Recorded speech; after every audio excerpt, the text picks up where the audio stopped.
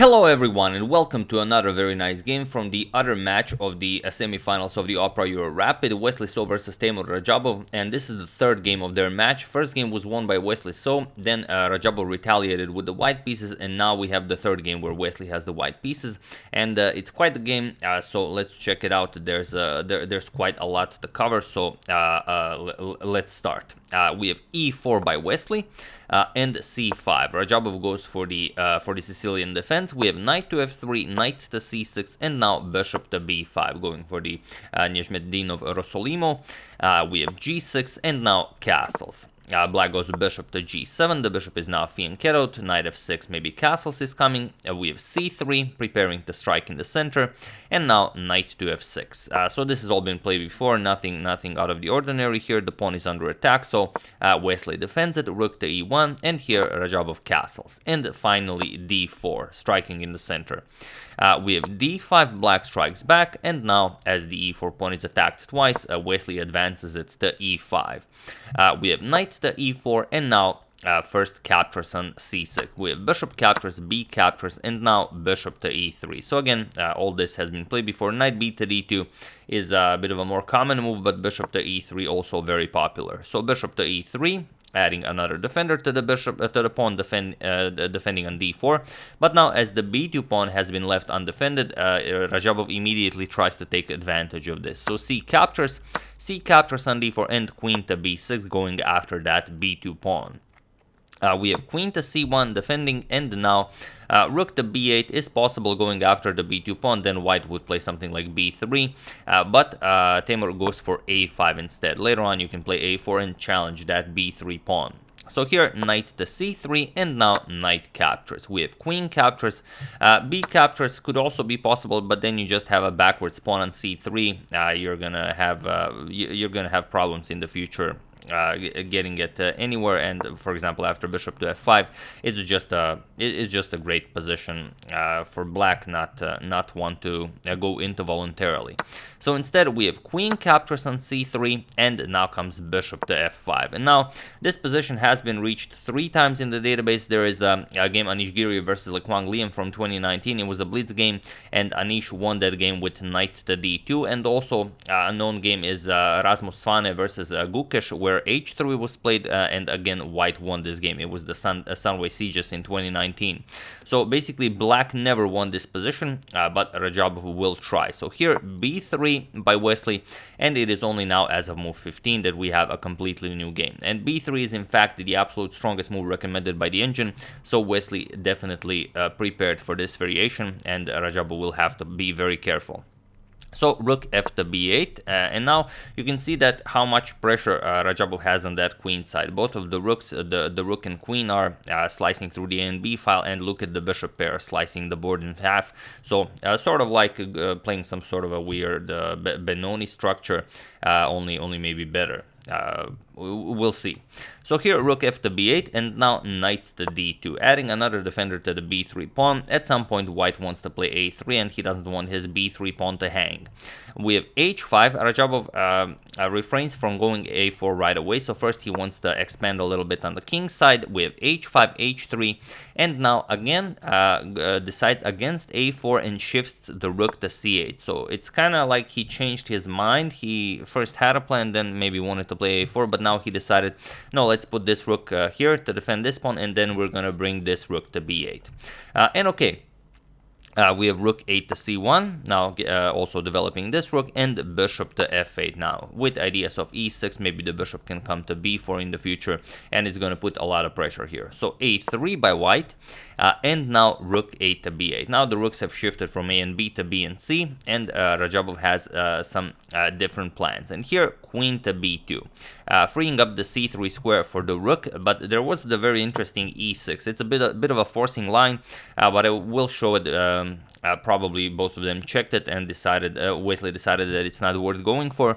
The idea is after the pawn is accepted, then you go bishop to f4. You threaten the rook here, and now it's good if the rook moves. If the rook moves, then you're just gonna play rook captures on e6, and you have a beautiful attack. F captures, and now queen to e3 is just very powerful position. You have a lot of holes here, and the white will have a fun time playing this position. The knight can come to f3, then to g5 or e5. It's just going to be very hard for black to defend this.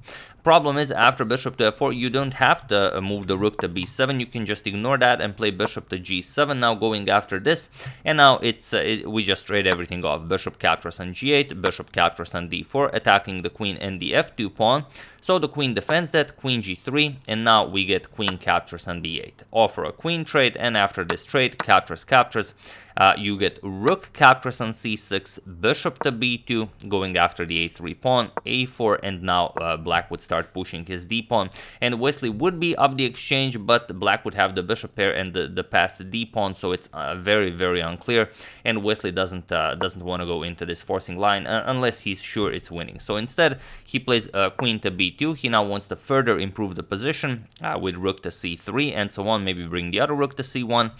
We have queen to d8 and now rook to c3, and now queen to d7. With this queen to d8 to d7 maneuver, Rajabov says that he definitely has some plans of maybe even attacking the king side, which was not the case so far. So rook e to c1, Wesley ignores this, just continues his play on the queen side here, and now f6, trying to bust open the center. We have rook to c5, Wesley again ignores this, he goes after the a5 pawn, he wants to grab that and have a beautiful passed a pawn. And now rook to b5, defending. But of course, Wesley doesn't trade. He forces Rajabov to trade on c5. So he does. Rook captures again, going after the a5 pawn. And now it's a question, what do you do here? Best for black is to just trade in the center. Captures, queen c7, defend the pawn, and enjoy this kind of a passive position. But maybe... maybe it's the best black has, but Teymur, not a very passive player himself, he decides to go for the active bishop captures on h3. And now what's happening here? You have to capture the bishop, otherwise you've just lost the pawn, and that's no fun. So g captures on h3, queen captures on h3, and now knight to f1. And this is the really cool move, because if Wesley doesn't find the knight to f1, then Teymur really has a beautiful attack. Queen g4 check, the h pawn starts marching down the board, and knight to f1 is not an easy move to find. And I'll tell you why. For example, f captures on e4, f captures on e5 was played in the game, d captures, and now bishop to g7, freeing up this f8 square for the rook, but now the thing is, instead of this, you could have gone for queen to g4 check, and I know you guys are wondering, but why not do this? The problem is, after knight to g3 and h4, Wesley has this beautiful defensive resource of queen to e2. And now the black queen is hanging, and of course, if you trade, then white is very happy. White is up a piece and in a completely winning endgame. And if you don't, you can play something else. You can move the queen, let's say queen to b4, but it's not a problem. Just knight to f1. You move the knight, and you do not want to capture the g3 pawn, because then you lose control of the g4 square, and from g4 white will be attacking the g6 pawn and the rook as well, and it's now completely winning for white. So you have to play something like e6, but then rook goes back to c1, and again it's a much better position for white.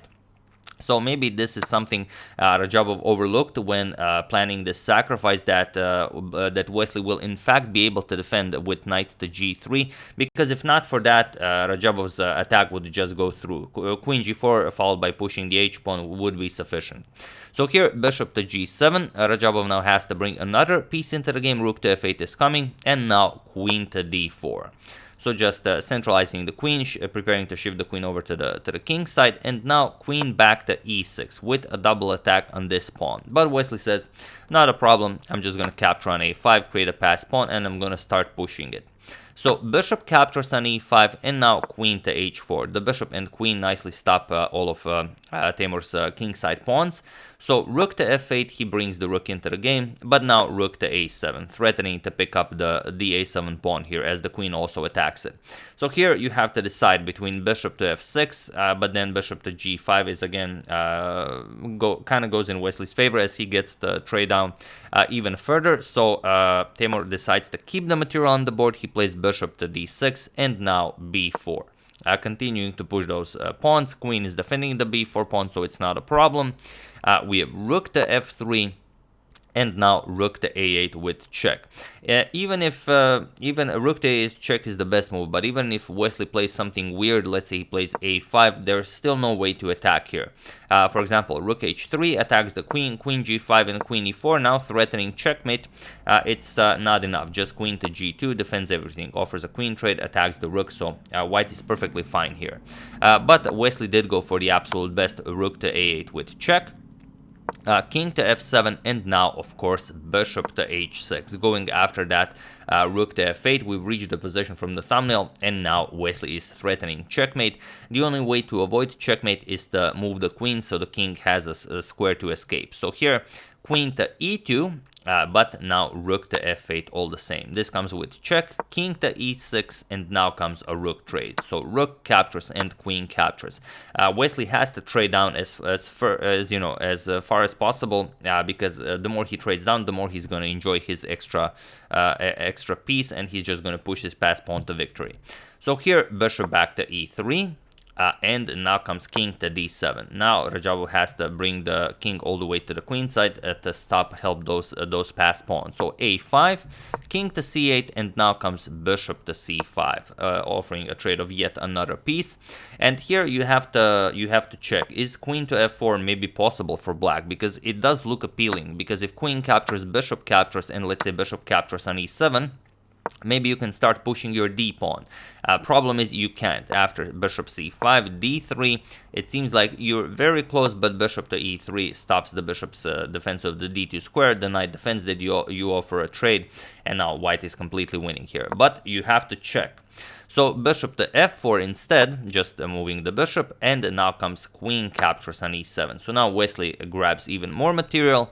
Queen to g4 check, knight to g3. Now asking, are you maybe interested in pushing that h-pawn? But not really, because if you do go for this, then you get queen to e8 with check, and now there are all sorts of problems. For example, if king to c7, bishop to b6 with check, king to b7, and now you get this beautiful queen to e7 with check.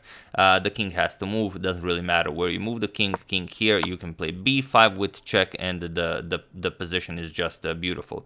If you capture with the pawn, we can even show this, then queen to a7 is checkmate, so that doesn't work. So you would have to go further in with the king here, but then queen to c5 with check. And again, what do you play here?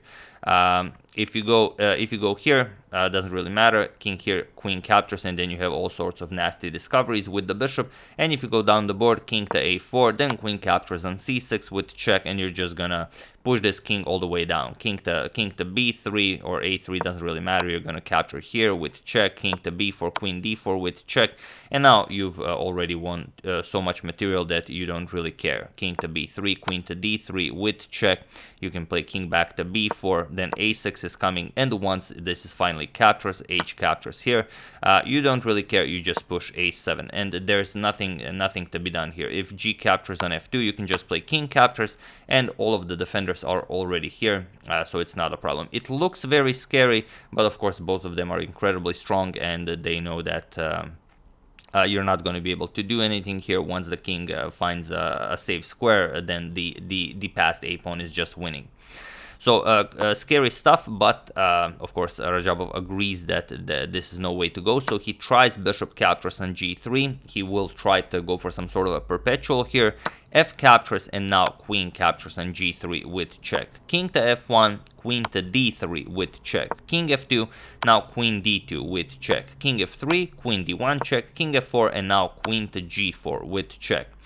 We have king to e5, and now queen to e4 with check. King goes to f6, and now there's a problem. If you deliver one more check after king g7, there are no more checks. This is covered by the bishop, this is covered by the queen, so you would have to just surrender here. So after king to f6, we have queen captures on e7.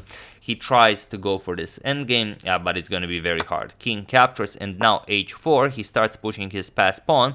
King to d6 now. we have h3, and now bishop to g2, just stopping that passed pawn. But now comes d4, and of course you cannot capture the pawn because then you allow this pawn to become a queen.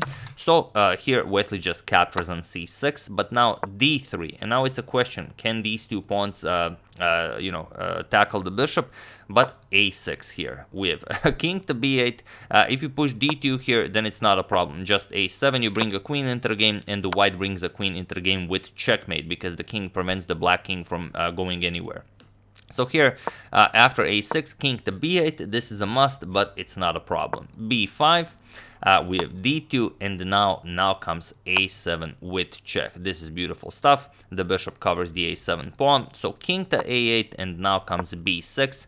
And it was in this position that Teymur Rajabov resigned the game, as whatever you do, you're checkmated on the next move. So any move black plays, let's say we bring a queen into the game, b7 is checkmate because the king has nowhere to go. This is covered, this is covered, this is check, and that's just it.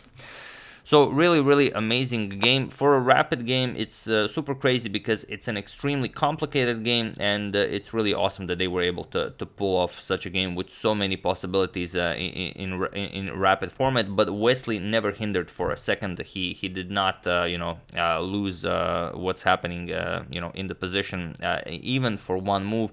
And after Teymur sacrificed that bishop on h3, Wesley was just constantly better, and he gave Teymur no chance whatsoever. So Rajabov tried to play very actively. He didn't want to play that passive position on the queen side that we've shown. He sacrificed bishop for 2 pawns, which is usually great in itself, but here Wesley just played a perfect rapid game from that moment on, and Wesley won game 3. In game 4, Teymur had the white pieces again, but that game ended in a draw. So match 1 goes to Wesley, and Teymur will have an opportunity today to bounce back and maybe force tie breaks. So we'll see what happens. But yeah, that's the game. Hope you guys enjoyed it. I enjoyed it immensely, if I do say so myself. I would like to thank Pratamesh Mahajan, No Deathman, Louis Burkhardt, David Kimura, and Harry Lewin for a contribution to my channel. Thank you a lot. I really appreciate it. As usual, you can check 2 of my previous videos here. Thank you all for watching, and I will see you soon, continuing the coverage of the Opera Euro Rapid, checking up on your wonderful suggestions, and whatever else happens in the chess world. So thank you all. I will see you soon, and have an excellent rest of your day.